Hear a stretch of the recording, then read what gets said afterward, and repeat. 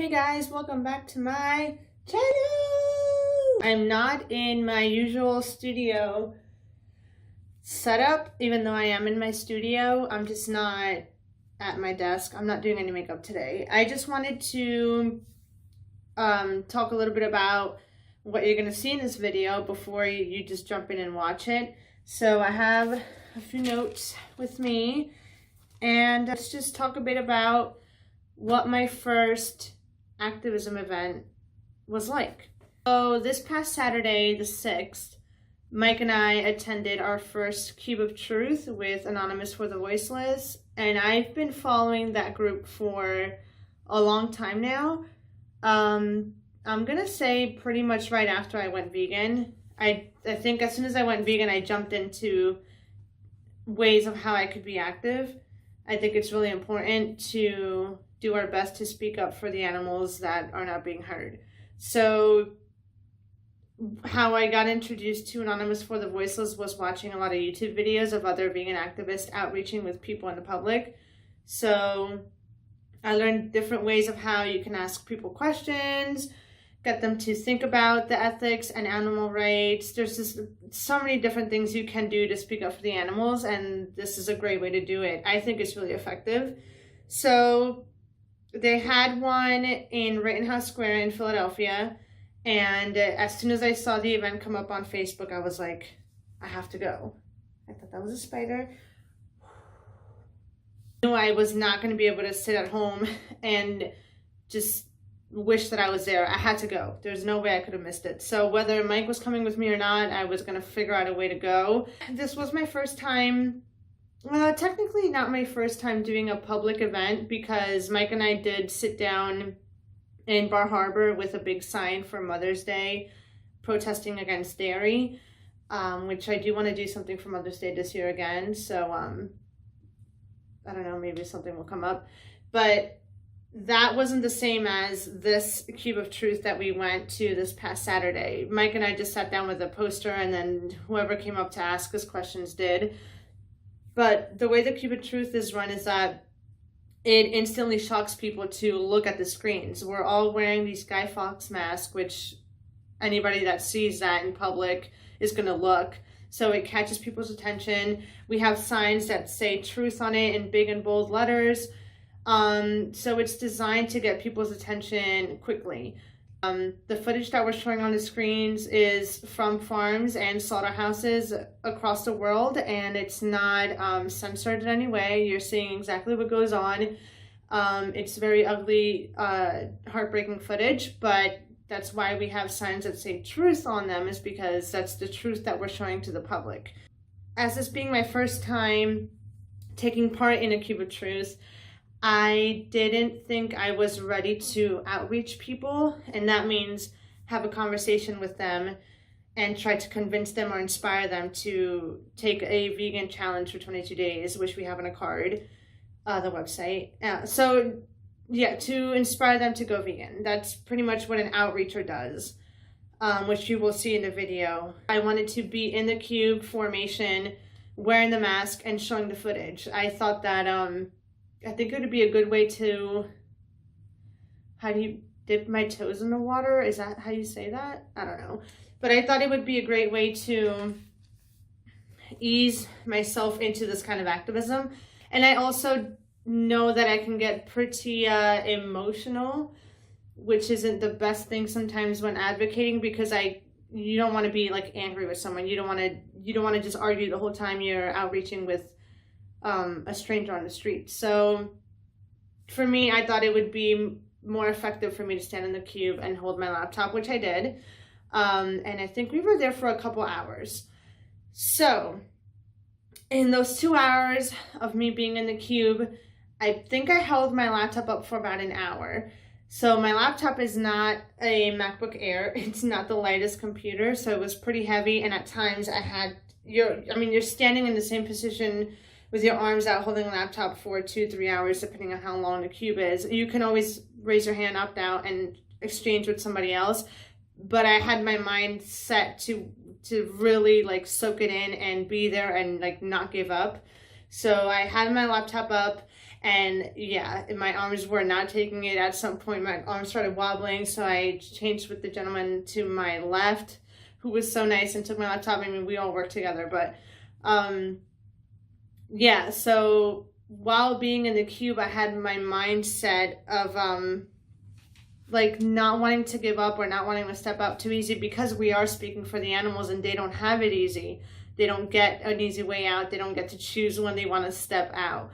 So I stood there holding my laptop and remembered the pigs in the small cages that they're kept in, the chickens in their battery cages where they can't even move around or turn.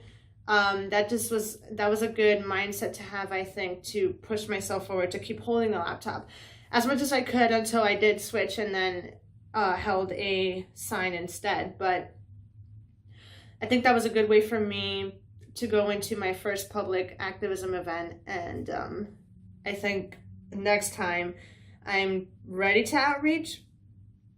I feel like the more I listen to, I've been editing, I stopped to film this clip real quick while editing what you're going to see after I'm done talking. But I feel like the more I watch the footage back and the more I watch other people outreach, I think the more I feel ready to outreach myself.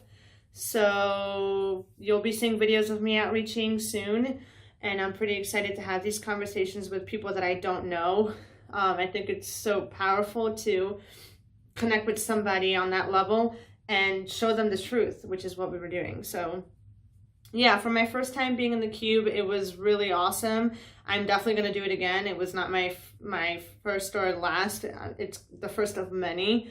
So I will leave the link down below to the Philadelphia chapter. If you guys want to become active and want to attend these with me, I'm telling you, you're not going to regret it. It feels so good to do something like that for a few hours, and it didn't even take all day. And aside from that, which is one of the things I'm going to talk to in my notes, you get to meet people that are so passionate and like they take their time out of their life and day to come out and speak up for animals. Like it's very inspiring and touching. And brings me to my next thing. I made a bunch of new friends, and oh my god, I'm not the person that has a lot of friends. Like, wow, that's sad. But I don't have a big group of friends. I don't talk to that many people. So, and also I've had the mindset for a while now that if I make new friends, I want them to be vegan for obvious reasons. I want to be spending time with people that are like-minded and that have the same passion in their heart and the same goal in mind, and want to spend their days and their time doing what I want to spend my time doing. So to go and first of all, I was pretty nervous, which is one of the reasons why I haven't gone till this Saturday, is because I don't do well with meeting new people. So for me to just walk up and meet new people and just feel very welcomed, there's no judgment. I mean, it's clear we're all there for a reason. So we're all going to come together and be friendly with each other for a reason. So yeah, I just want to thank everybody that attended and was so friendly, and that I talked to. And after the event, we were going to get pizza, and then the pizza place was closed, which was pretty funny. So then we ended up going to City Veg. What do you do after a day of activism? You take the whole gang to some vegan pizza. JK, they're sold out. Veganism is growing.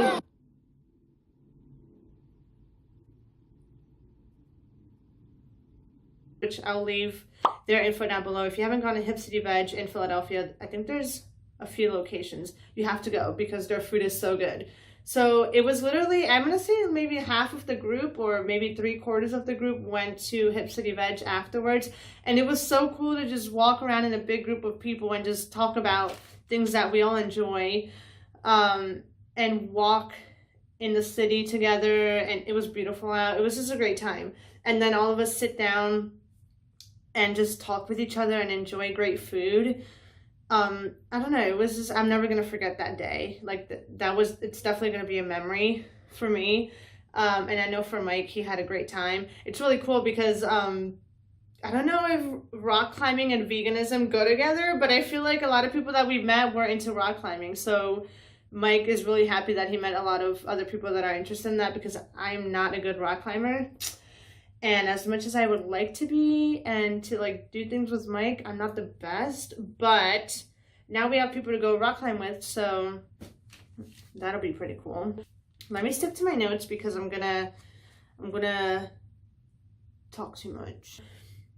I'm gonna talk a little bit about my experience being in the cube. Since I wasn't an outreacher, you're gonna see after I'm done talking, Andrew, he was an amazing outreacher. He actually gave a workshop before we went to the cube and set it up, and it was so packed with information. I learned a lot from it. So Andrew, you rock if you're watching.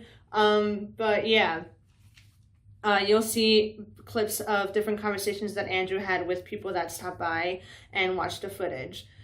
So me standing there in the cube holding the laptop, I was able to see, well, the mask, obviously, you can only see out of the eye holes, right? So it's suggested to not move that much. You want to look straight ahead, hold the laptop, and have people walk up to you. And if people look like they're interested, then you can hold the laptop out even more, or whatever screen, and invite them to watch it. So we're not there to make people watch it. We're trying to invite them to watch it and invite them to have conversations with us. Because a lot of people don't really know what's going on behind the scenes, and they do know what's going on, but they think it's just a select few brands like Tyson or McDonald's or stuff like that. So we're there to educate. So it was crazy because for me, every time I saw people walking by through like the holes of my mask, the different reactions I had, a lot of them were like shocked, and then I saw jaws drop, their eyes widened. If they had like somebody with them, a friend or like a partner, they were walking together, some of them would tell them to like not look. So it's crazy to see how you can tell that us as human beings, it's hard to watch that, which should make you think, if it's hard to watch, then why do we contribute to it? I want to bring up two scenarios that stuck with me that I don't think I'll ever forget because they were pretty powerful. So one of them was, I'm going to say a grandfather because I'm pretty sure he was the grandpa, and his son and two boys, little boys, that were probably like 7 to 10 years old. The four of them walked up to my laptop, and the grandfather instantly like leaned in closer and his jaw dropped.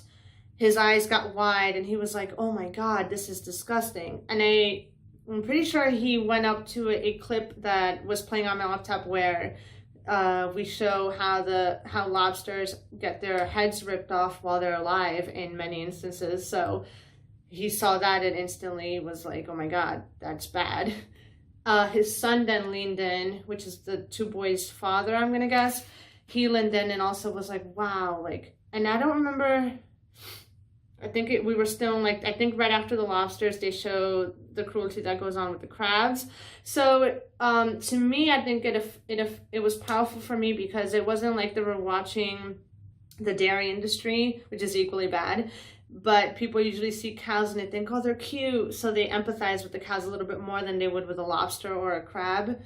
So for him to react in that way, watching lobsters and crabs get mutilated, was pretty powerful. And then an outreacher came around and started having a conversation with them. And then towards the end of the conversation, she gave them a little card, which I have in the other room, but it has, which I'll list below, all the resources, the challenge website, documentaries you should watch, websites you should check out for additional information done by doctors and all that stuff.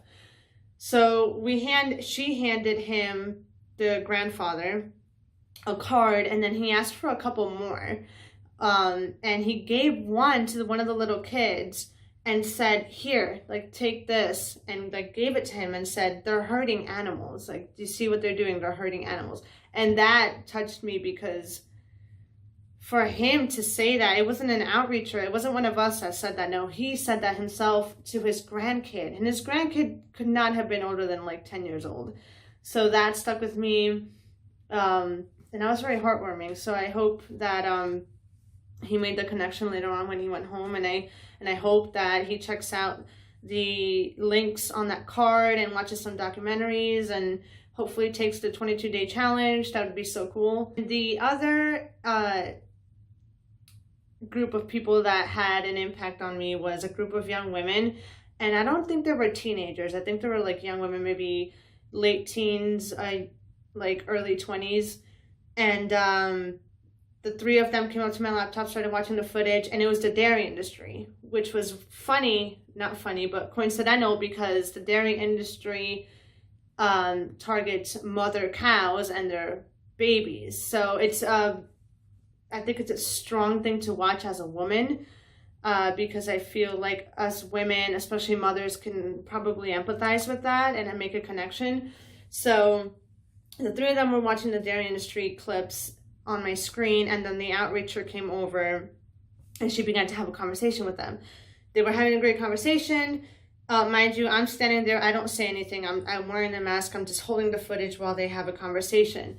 And I don't like making eye contact with people because I don't want to throw them off. I want them to watch the footage as if I'm not there. I'm not there to have a conversation while I'm in the cube. I'm there just to show them and invite them to watch the video footage. So I usually look straight out and try not to make eye contact. But for some reason, well, the outreacher then, the conversation led into women, us being women, and the power of women and what's going on in the world aside from the animal cruelty and politics and all that. So the whole women topic came into the conversation, and the young women were definitely like, they were nodding and all that. And the outreacher said how much power we have as women in this world, while they're watching the dairy industry. And they're watching the mother cow get their babies taken away, or well, ripped away from them because we ask people to steal their milk. So at that moment, that the power in us women came up, and one of the younger women literally made eye contact with me. I don't know what happened, but we literally just looked at each other. And mind you, I'm behind the mask, so she doesn't know what I look like. She just sees my eyes through the eye holes. We made eye contact, and then we just nodded. Like, I don't, like, at the same time, we just looked at each other and just nodded as if we understood what they were talking about. And I wasn't saying anything, but I was obviously listening. But we nodded as if to, like, if we both understood that, yes, us as women have the power, and these cows in the footage are also, they're females under oppression, okay? So what I think that she made the connection with me to say, we do have the power as women, and she has the power to make the decision to not contribute to what's happening to mother cows and their babies in the dairy industry. So that was very powerful for me. And then when she walked away, it's kind of like she looked back at me and the laptop, like a connection was made. So those two encounters were really, they really stuck with me. And yeah, I still haven't forgotten what their facial expressions, like I can still remember, like as if it was yesterday. So pretty powerful stuff. So before you watch the footage of the cube that you're about to see, there were 20 of us there. So 20 activists overall. And we tallied up at the end, once we're breaking everything down and getting ready to leave and packing everything up, we tally up how many conversations the outreachers have had with people that have said that they're interested in veganism, and they take a card and they show genuine interest. They're not just going to take the card and go, okay, bye. Or they don't say that they care. Like it's got to be somebody that says they're interested in taking the vegan challenge, or they're interested in looking up more information on the card that we give them. So we tallied up a total of 37 people said they'd be interested. There were only 20 of us there. And that's not even counting the people that walked by and just looked at our screens and didn't talk to anybody, who could have gone home and looked up things on their own, who could have gone home and talked to somebody else about what they saw. Seeds were planted, and that's what matters. I need my water. That's what is important, is that we planted these seeds in people's minds, and hopefully a lot of those people make the connection now, in a week. It doesn't matter when, as long as it's planted, and as long as they know that this is going on behind the scenes. Maybe next time they go to the supermarket and they see the meat aisle, they think of us standing there with the screens holding the footage of what happens to these animals before they end up in the meat aisle. It's really important to come out and be active. So with that said, before I stop talking and show you the rest of the video and clips from the event itself, I want to express how important it is as us vegans to be active. It's extremely important to be out there, even whether you're active on social media talking about it, whether you're active in public doing cubes of truth, going to vigils and bearing witness, which that's next for me, and I will be attending them. I've been looking into them nearby. But yeah, please just get active, you know, talk a bit more about the ethics, because that's what matters. We're vegan for the animals. It's at the end, it's for them. So we need to speak up for them as if it was our lives on the line, you know? So I'm going to leave links down below of where you can join and find your local chapter for Anonymous for the Voiceless, where you can join and find your local group for vigils with the Save movement. Just any kind of activism that you can do to speak up for the animals is important, and it matters, and it counts. So with that said, I'm going to stop talking. I want to say thank you to the organizer, Gianna. It was so great to meet you. To Angela, who drove Mike and I to the event. You were so cool and so nice. To everybody that attended and I've made friends with, it means so much to meet people with such passion in their hearts. To everybody that took the time out of their day to go there, it's just so cool. To Andrew for being a really good mentor, and that workshop was really helpful. And yeah, I feel like I'm not missing anything. Okay, so that's it. I hope you enjoy the footage of us at the Cube. I hope you enjoy the conversations that were had with Andrew and the people that he talked to. Just pay attention to how they reacted to the footage and what they said, you know. Maybe you'll make the connection by just watching other people have these conversations. Give this video a thumbs up if you enjoy watching this kind of content. I will be uploading more vegan activism videos in the future, but I would love to know if you like watching this kind of stuff on my channel. I think it's really important. I'm not just going to do makeup tutorials. I'm going to incorporate a lot of the things I'm passionate for in this channel, so give it a thumbs up if you enjoy watching my vegan activism content. Leave a comment down below if you have any questions about veganism, if you made some sort of connection watching other people have a conversation about it. I don't know. Ask me any questions about veganism in the comments below. And yeah, subscribe to my channel if you're not already. I would love to have you a part of this awesome YouTube family. And share this video because it's important that other people see it as well. And yeah, that's it. Without further ado, here's the Cube of Truth that we attended in Philadelphia.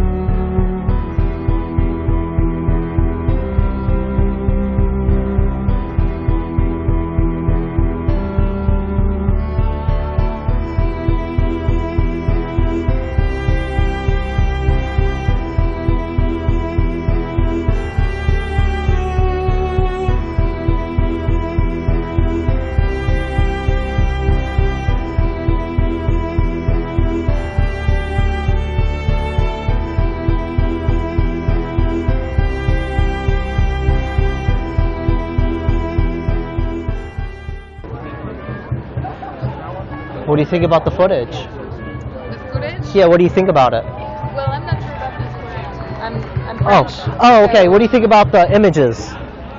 Like the video? It's the kind of images we can see on Facebook or stuff like this, so I think we are aware, but... You're aware? Yeah. Okay, cool. And what do you think about it? That's sad. Really Yeah, sad. yeah. So what about it makes you feel sad? It's cruelty. Cruelty, Yeah. right? Cruelty to animals, Mm. right? And do you think animals have rights, or do you think they could be used as Yeah, objects? sure. I don't think Okay. it's good. Like in France, GMO Okay. are not allowed first, Oh, so okay. we cannot like put drugs in animals or in fruits or in vegetables. Wow, I Right? didn't know So- that. Yeah, so here it's Okay. very specific for me to see. Like for example, even Yeah. like only strawberries, they're like huge and they never die. And I can go for a holiday during 2 weeks and I come back and my strawberry is still intact. So Yeah. it's like really weird for us because it's not allowed in France. So I Mhm. think it's one thing that is very important for us to not have this right to use GMO. Okay. But unfortunately, GMO is not everything. So I know that you can torture animals even if you don't put drugs inside them. Right. Um, Sure. So would you say you're against this? yeah, Would- totally. Yeah. Okay. Okay. And would you consider like animal abuse? What do I consider? As Yeah. an Do you think that consider that animal abuse? Oh yeah. Okay. So do you know what causes it? What? Do you know what causes this? What makes that happen? Consummation. Right. Yeah, I know, Consumerism. yeah. Right. Yeah. Right. So, what do you think is the solution to this? Well, I'm not vegetarian. Okay. I will not say that I am. Okay. But I don't eat like a lot of meat. Okay. Okay. And I'm from a family of farmers. Yeah, like, yeah. My grandparents raise animals Mhm. and treat them like normal animals. Yeah. They run, they have Yeah. a garden. Unfortunately, they finish their lives at Christmas, like in our Mhm. plates. But Yeah. they do not torture them. They have a life before they die. Yeah. So of course, if I could like buy only this Ye- kind of Yeah. animals, Yeah. but it's not about I don't want to be vegetarian. I just think that it's like very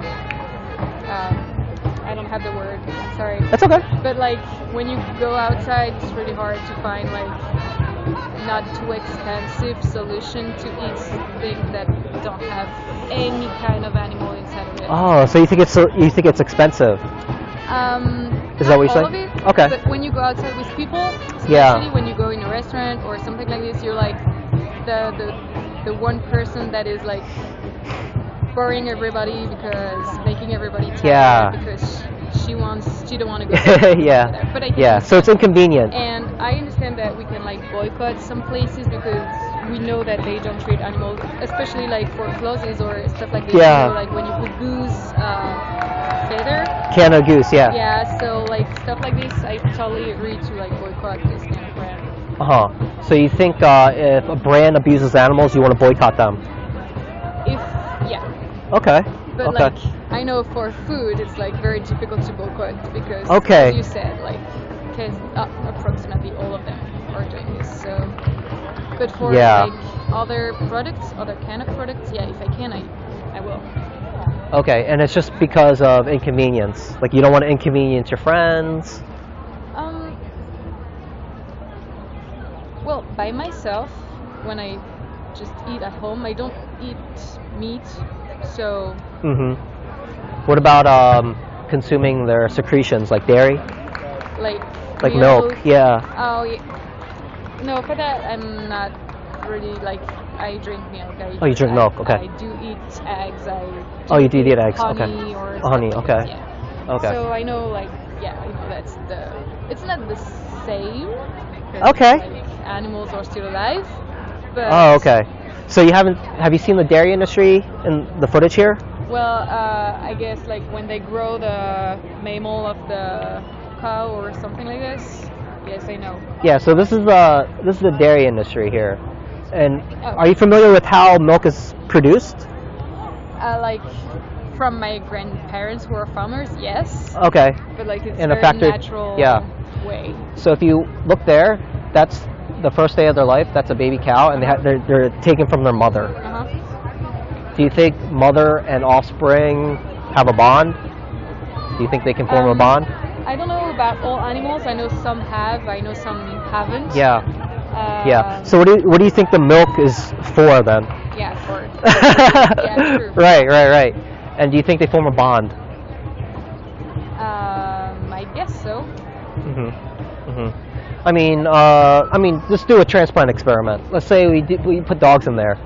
You put what? Say you switch dogs with cows. Uh-huh. Do you think dogs can form a bond with their little pups? Yeah. And what do they feed them? How do they feed them? Yeah, they feed them milk, right? Yeah. Yeah. Like us. So do you think we disrupt that when we take the pups away? Oh, for me, like puppies and cow and everything is the same. Like I don't have a specific attachment to dogs more than cow. Or Yeah. It's not. Okay, so you think it's okay to eat dogs then? Well, I never tried, so I don't Okay. know about the taste. But Okay, so if it tasted good, it'd be okay. this is not something we eat. But Yeah. But in China, yeah. And in China they do that. The Yulin Dog Meat Festival. I heard that, but I don't know if it's true because I never went to China. Oh, you could YouTube it and look at it. They like the more it suffers, the better it tastes, they say. Oh. So they boil it alive, they torch it while alive. I mean, do you think that's okay? If it tasted good? No, I mean for no animal. It's Right. Yeah. I'm so sorry, but my That's mom okay. and my best friend just arrived. If you're from interested, France. you could try the vegan 22-day challenge. Okay. Thank you. And then there's the health effects and then the environmental effects of animal agriculture. Okay. So there's resources, and if you eat out a lot, go to happycow.net. You can put in your zip code, and you can find other options that could be cheap. Okay. For example, go to Chipotle rice and beans, sofritas. That's a Okay. cheap option.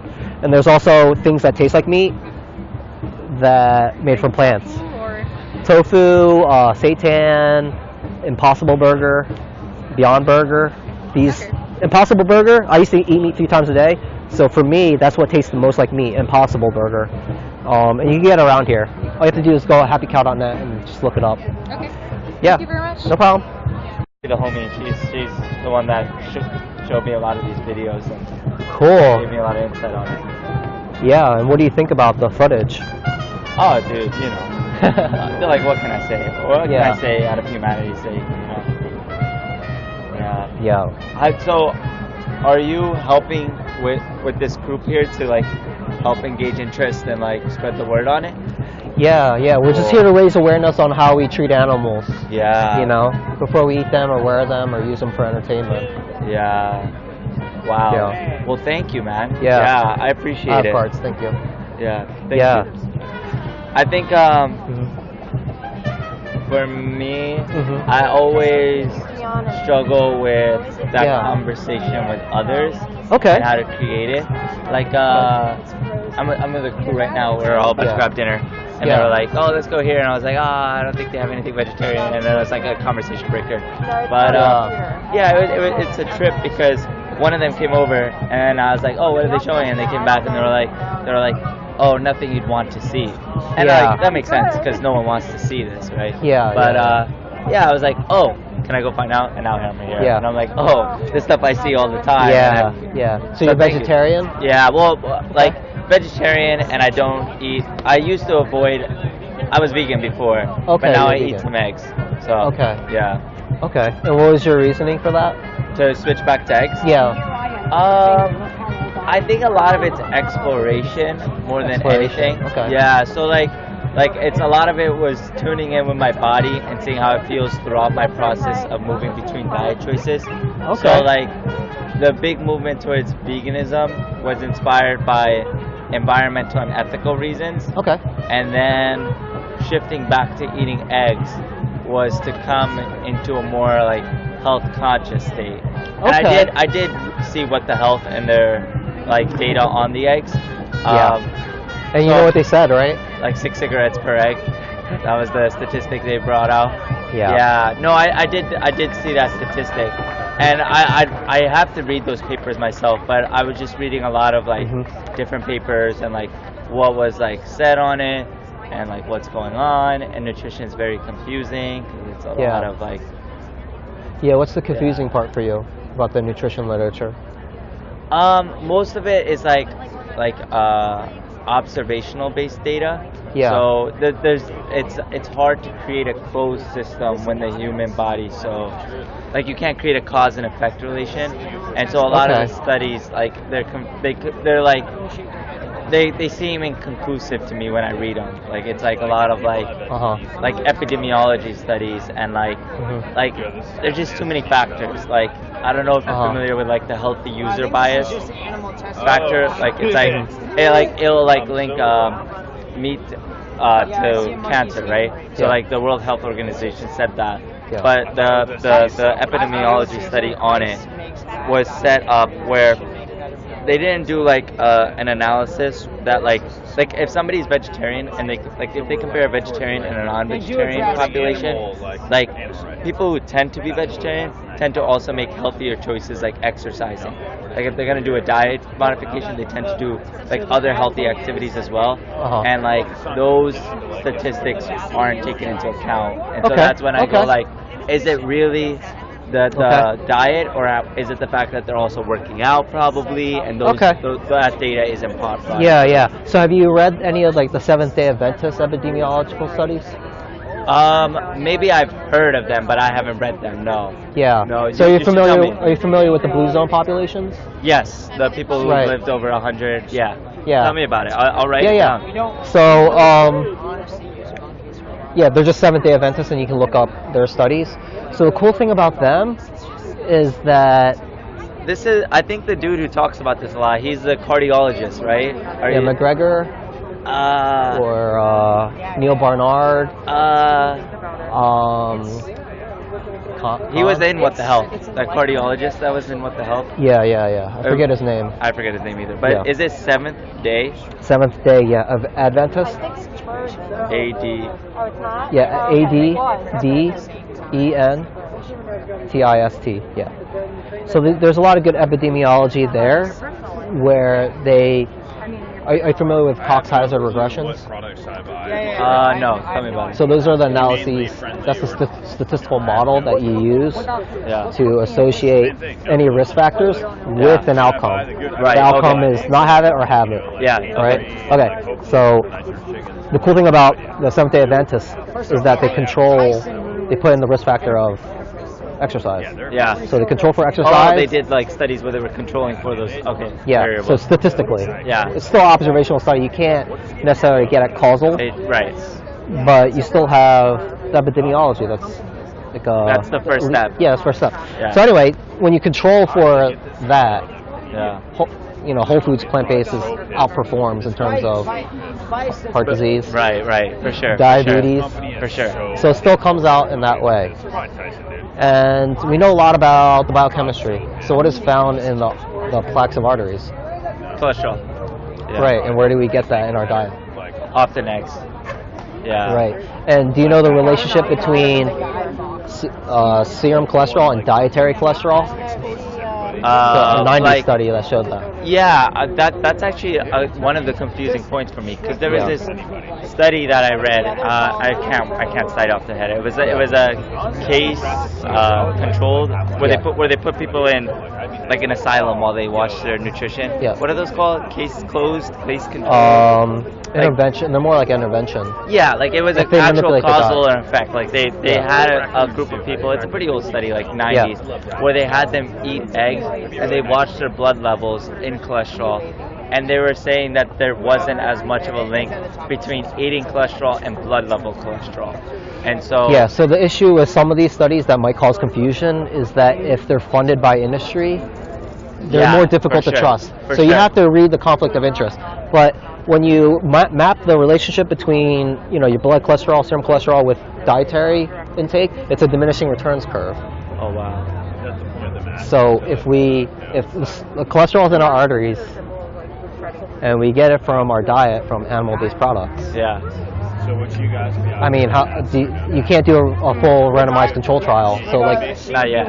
This is sort of like one of the best types of evidence we have. Yeah. That would suggest this. And there's also a new egg study out that was published just a couple weeks ago that maps that together too. Wow. Still like optimal. Yeah, I have a spreadsheet, but like But like, just look up the Orlick studies, and you can get at The seventh-day studies. the seventh-day studies, and then just look up some more recent egg studies. And I'll then check you'll it out, find man. And I'm really just trying to learn about it, listen to what's going on in studies, listen to what's going on in my body. I'll tell you that, like. And you feel better while eating eggs? I'm not sure yet. Like, I feel a lot heavier. like afterwards, I get that like feeling. Yeah. So like I can't say it's better or worse yet. Yeah. It's just like trying. Yeah. And do you think, like, from an ethical point of view, it's okay because no beings are being harmed? Is that what your thought I process? don't, honestly. Okay. I think it would be, I'd be so much more comfortable with my decision if I had the chickens and I raised them and I was using their eggs. But like right now, I'm not, and I definitely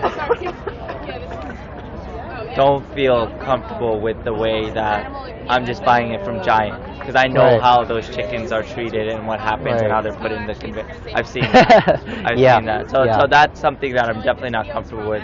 But I think from an ethical perspective, I am comfortable if I was part of that process and I went through it. And then I understand that can still raise some differences in people's opinion, because if it has a chance at life, is it still right? And I get that. So that's where I'm at. But my friend, thank you for the conversation. Here, we have a card. If you're interested, try the 22 vegan challenge. You get access to a registered dietitian and a coach, so you can do it better and easier. And then you already seen a lot of documentaries on there. Yeah, thank you. No problem. You think anybody deserves to be treated like this? Right. Who drinks milk? Who's the cow makes the milk for? Is it for us? For the baby cow, right? Not for us. He told his teacher, so his teacher said to me, "What are you telling him?" He said, "My mommy said cow's milk is for baby cows, and I'm not a baby cow." Dang, that's a good one. That's a good one. We just went. Wow. Or it wasn't cattle farming, it was pig farming. Wow. It was absurd footage of like pigs being like hung by forklifts. Wow, Really gross stuff. That was pretty shocking, to be honest. Yeah. And do you know what the cause of that is? Of them being hung up? I think they were just sick or old, one of the two. Yeah. Okay. Yeah, it's also common practice in the food industry, so when we go and buy our bacon or any pork product, that's what we do to them before we get those products. Right. And it's sort of like crazy how the product looks completely different from the animal. Right. You know? Like bacon doesn't look like a pig, right? Yeah, absolutely. Okay, well, good talking to you. Yeah. Thanks for the information. Just one last thing. I mean, if we're like against this, you know, what do you think is the solution?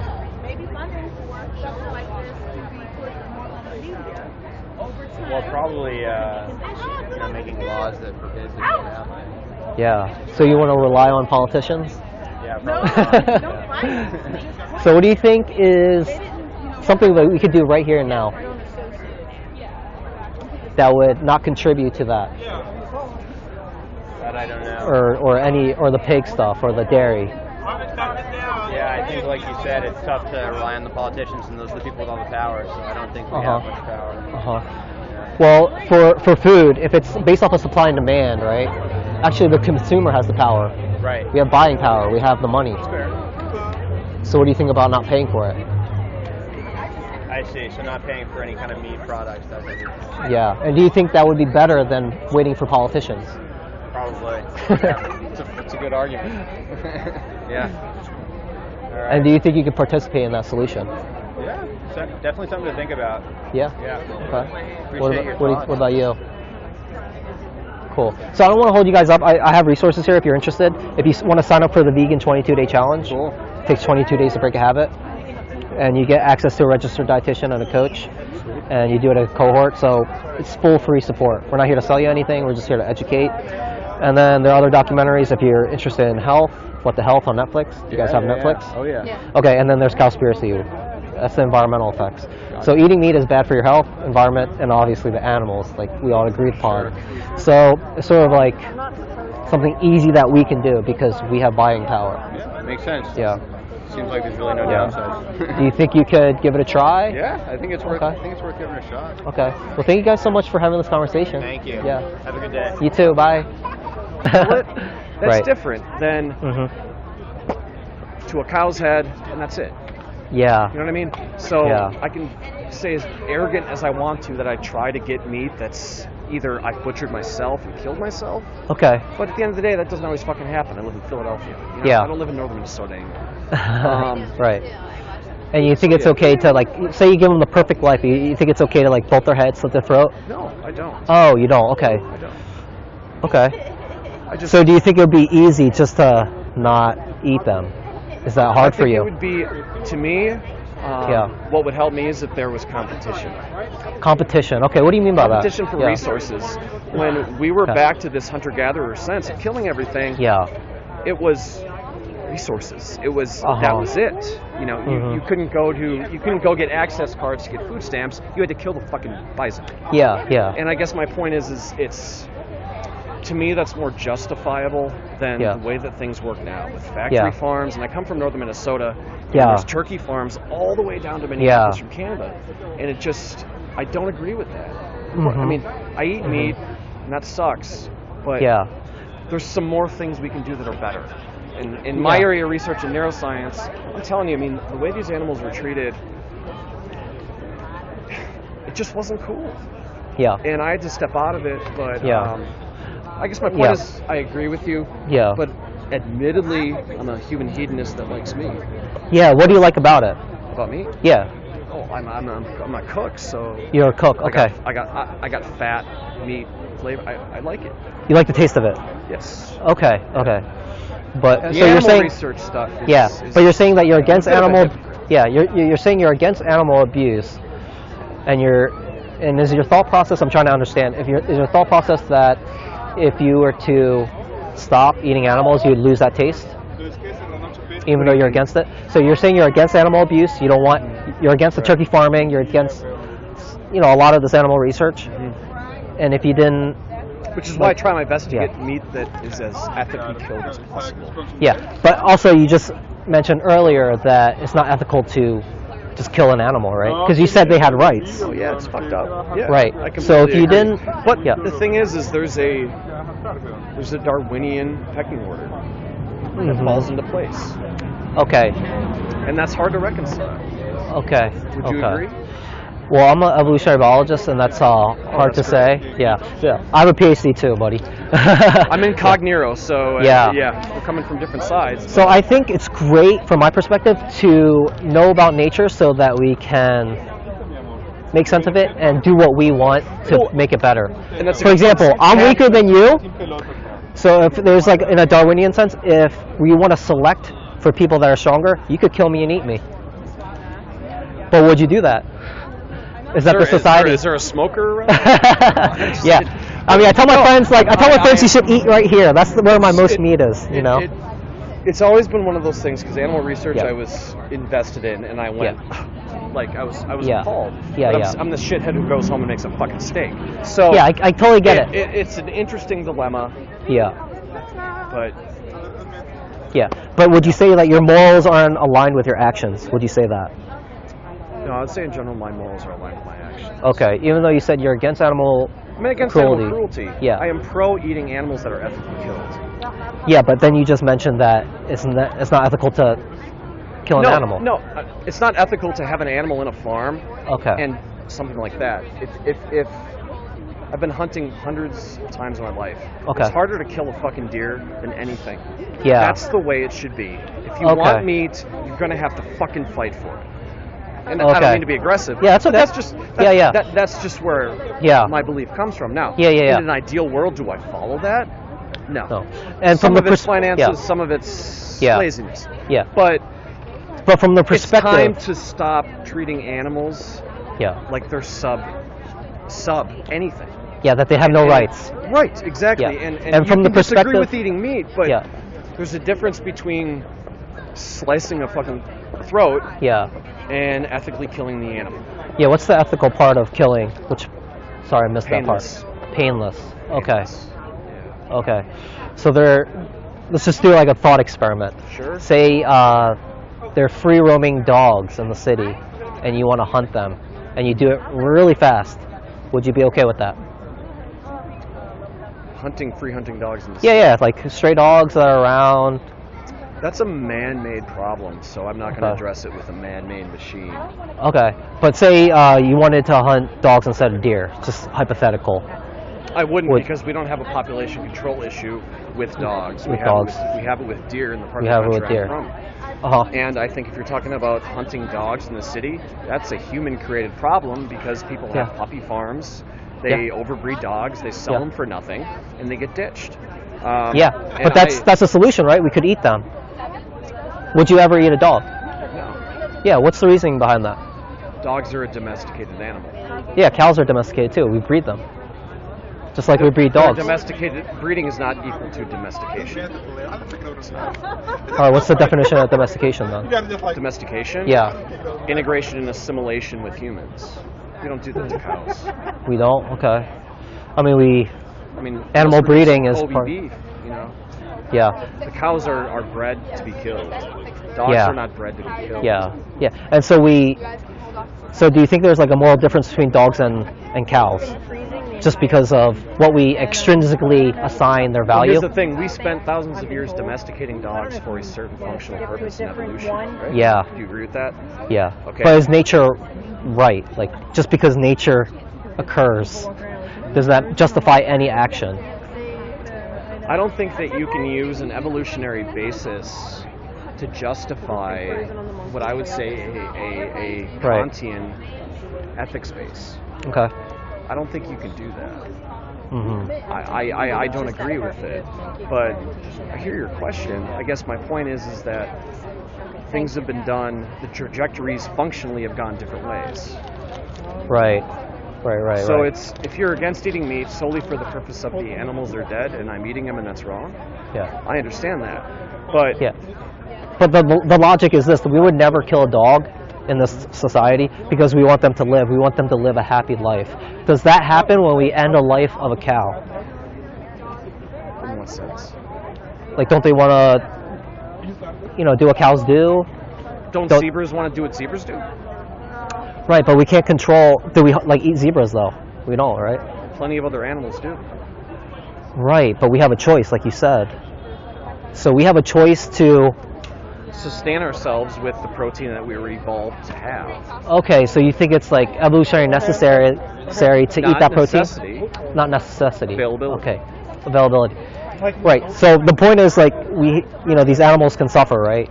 Yeah. And if we didn't have to impose that suffering and eat something else, wouldn't we opt for that?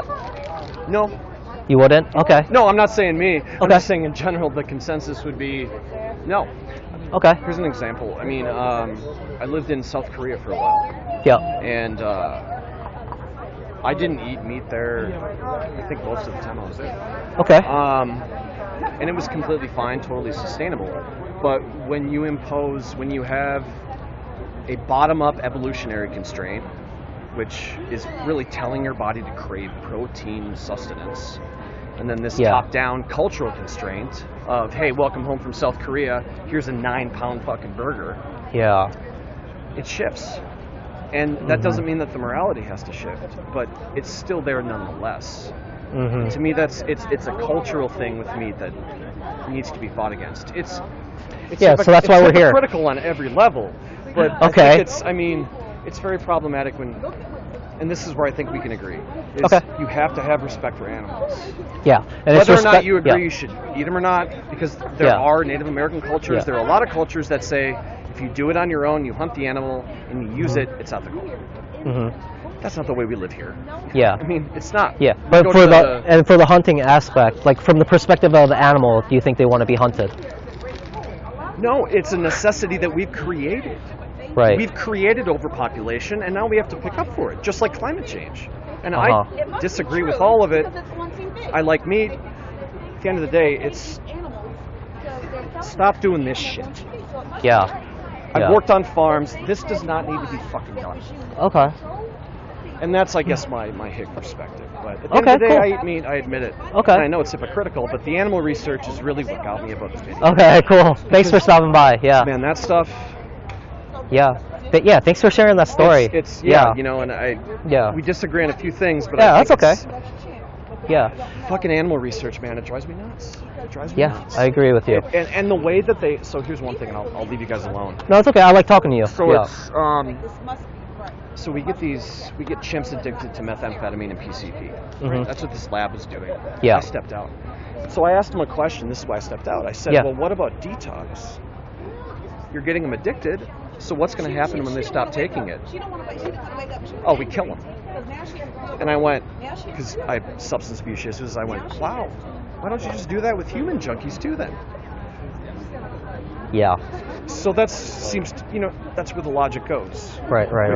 One day I'm sure I'll see it, but same thing with consuming meat is the logic will end up there. Yeah. Okay.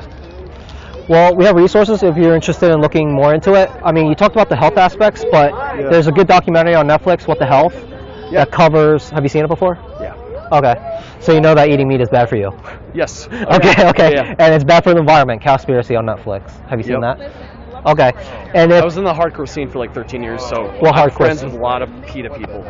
Okay, like cool. Death metal, stuff like that. Oh, okay, which cool. is a huge PETA crowd. So. Okay, cool. Yeah. And we have resources if you're interested in going vegan. It's the 22-day vegan challenge. And there's a lot of, nowadays there's a lot of, I used to eat meat 3 times a day. I've only been vegan a year. Oh, Jesus. But there's a lot of. That's more than me. Yeah, man. I used to be a hardcore meat eater, like Chick-fil-A all the time and shit like that. But I found that there's other shit I could eat without the animal suffering. You know what I mean? So the Impossible Burgers, that's just the real deal. You know what I mean? Your contact info? Because I think maybe if there's common ground is if you ever need somebody to speak about animal research who's been in the field. Yeah. I have. Yeah, you have a card? I don't have my business card with me. Okay. I can jot down my email if you want. Yeah, the sure. animal research is where I have a bone to pick. Yeah, sure. And of course, somebody in the crowd will be like, "Do you eat meat?" And then I'll be like, "What is that?" Yeah, one issue at a time. Yeah, exactly. Yeah, I don't have a pen. Do you have a pen? I don't. Is your contact info on here? It's not, but if I shoot them an email, and what's your name? Andrew. Yeah. All right. Yeah, shoot me an Tell them email. I spoke to you, but I mean, cool. honestly, any way I can be helpful, I'd love Yeah, that'd be helpful. Yeah, and look into the 22-day challenge. It takes 22 days to break a habit, they say. All right. And you can give it a try. Yep. Who knows? By the end of it, you'll probably have me vegetarian. Vegetarian, okay. Or vegan. Yeah, vegan.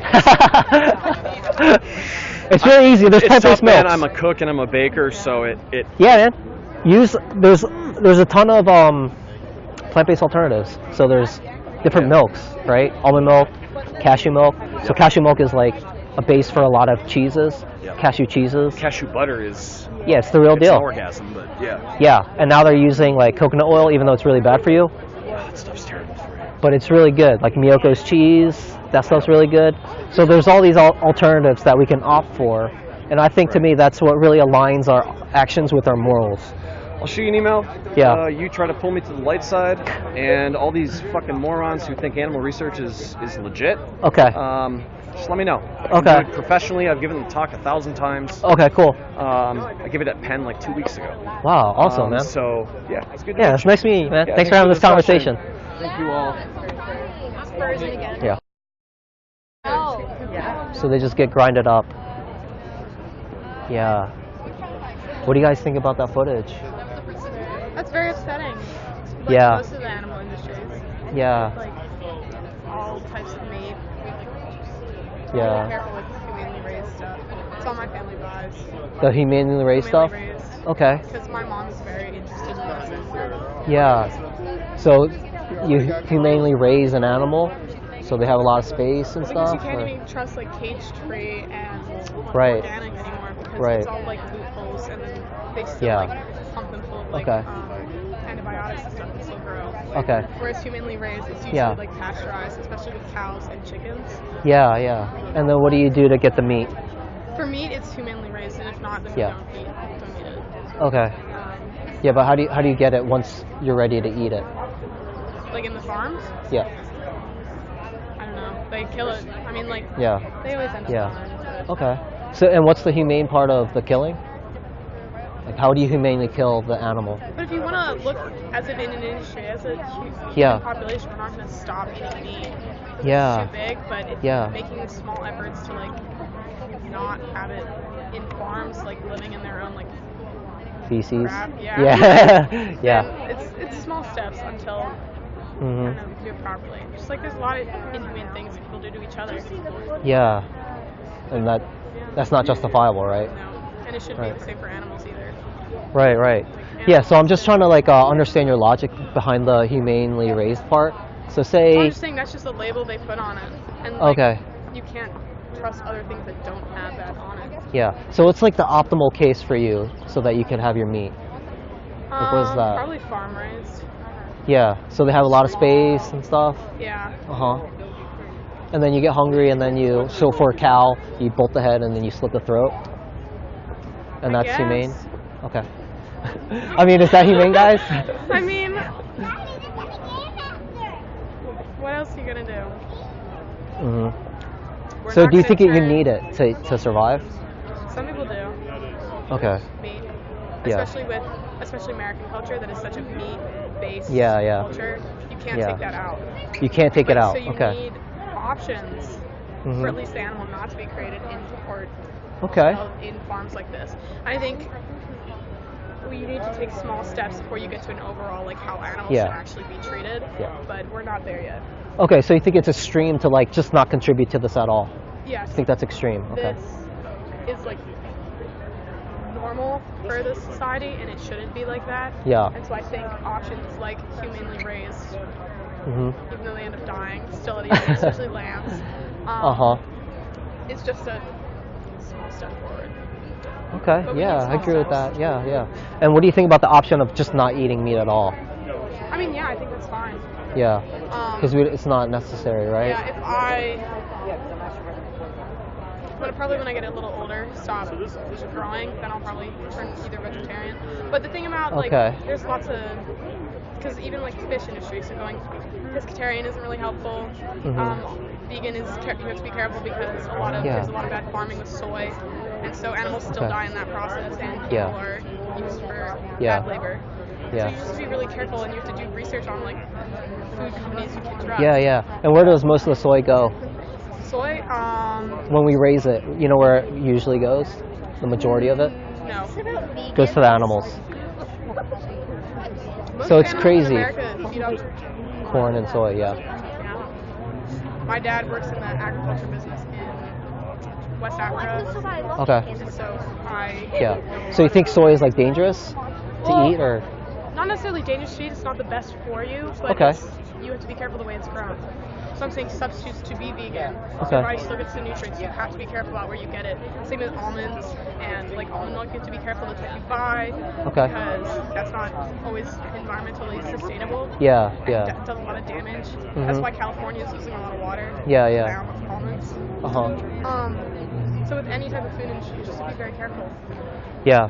Have you heard like the 10% rule in biology? Right. So is it more efficient to eat the animals to eat the plants, or is it more efficient to eat the plants? Yeah. So actually, it's estimated. Someone modeled this that you can feed like 300 more million people in the United States if we went fully If we went plant-based. full plant-based, yeah. Yeah, which We is need crazy. to cut out more corn. 'Cause corn's not good for us either. We put cornstarch in everything. Yeah, But yeah, this is good. 'Cause a lot of people don't know anything about it. yeah. And then, just I don't want to hold you guys up. You guys look like you're going somewhere. But if there were other options that tasted like meat, maybe you would opt into them that are made out of Yeah. plants. I mean, for me, it's more about accessibility. Okay. If you like where we live and like certain places we are. Yeah. Where do you live? We all go to boarding school, so like we don't have the access to like good vegan food. If you want to go vegan there, you're gonna have really to like hard. starve Okay. yourself. So it's Wow. not Okay. gonna- I didn't know that. Yeah. I mean, our school does make an effort to try and be like small farm based within the area. Okay. Yeah, It's we all in work on Westchester. farms, so. Yeah. Okay. But also like with the economy in the U.S., sometimes it's hard to afford the nicer, more healthy, and eco-friendly options for food. Yeah. So Yeah. you Yeah. have a lot of people like not able to afford chickens that are not raised like this. That's another problem. Yeah, it's a lot more expensive than if you just get regular chicken. Oh yeah. Yeah. It's twice the size for antibiotics. Yeah. Well, there are like a lot of options now that you're in the city, like vegan options that like taste like meat, but without the suffering. Have you tried the Impossible Burger, Impossible Meat? See, I used to eat meat like 3 times a day, and that to me replicates meat the most, is the Impossible Burger. And I'm not sure if it has soy, but the meat product that, or like the meat substitute that tastes or is without soy is the Beyond Burger. Okay. And that's something you guys could try. We'll make sure to check it out. Yeah, and we have resources here if you're interested. You can look at happycow.net. Okay. And if you eat out a lot, here, sorry, let me just get. That'd be really good. Yeah, if you eat out a lot, I mean, I like to eat out too. I mean, just go to happycow.net, put in your zip code, and then you can find different vegan options if you want. And if you want to try veganism, and you want to do it right, like you said, then you could sign up for the Vegan 22-Day Challenge. You get access to a registered dietitian, a coach, and you do it as a cohort, so it's full free support. And it's 22 days, takes 22 days to break a habit. So that's something you could try. And if you're interested in more like the health aspects, there's What the Health on Netflix. And then there's Cowspiracy on Netflix. So that touches on a lot of the environmental. Yeah, so, you know. All right, Thank cool. you. Thank Yeah, you so thank you much. guys for stopping by. You think you'd give it a try? Yeah. We'll check it out when we get back. Cool, thank you.